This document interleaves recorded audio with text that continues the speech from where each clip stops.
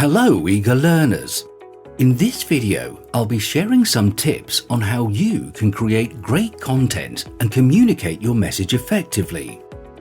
Whether you are sharing information online for business or personal use, you will generally want to communicate your message and findings appropriately, citing your sources accordingly.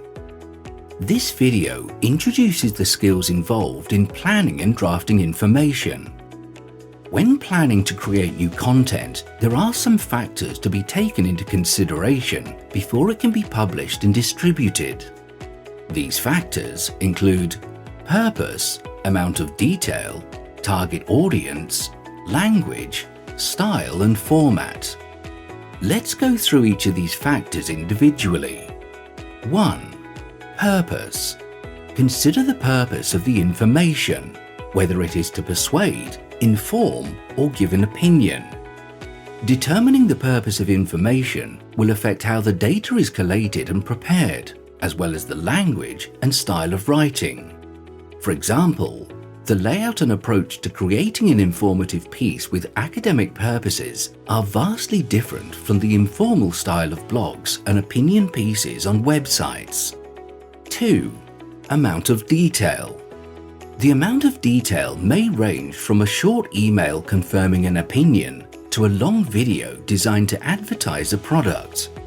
The depth may also range from a top-level overview to a detailed description and analysis. The time available for information delivery is also an important factor when considering the amount of detail that should be provided. 3. Target audience. It is important to know the level of existing knowledge and expectations of the target audience to avoid oversimplifying or overcomplicating the information. For example, when writing in an academic setting, it is often encouraged to write as though the reader will have a limited understanding of the topic, and what they read in an academic essay or journal will be the basis of their knowledge. In contrast, an informational piece for a magazine or dedicated blog will be written with the viewpoint that the reader has an understanding and interest in the subject and will not need an as extensive introduction to the piece. 4. Format. The target audience will influence the format used. For example, visual media may be more appropriate for some, whereas text-based information may be more appropriate for others.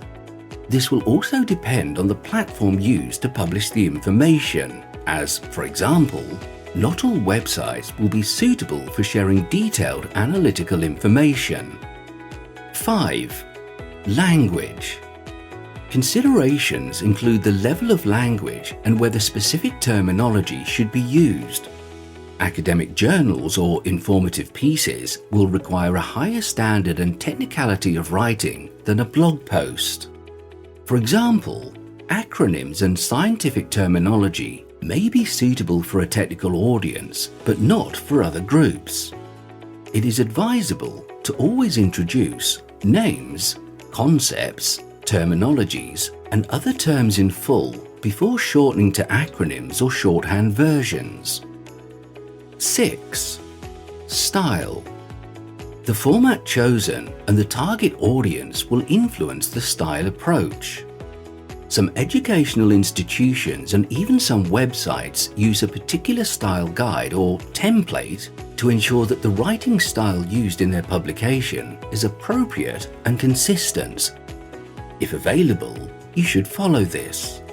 If a formal style guide does not exist, you should aim to present your content in a way that is typical for its type. For example, use a formal structure and language with citations for an academic article, but a more informal language for a blog post. We hope this video is beneficial and useful for you. Remember to always be informed, be alert, be a tech-ready citizen.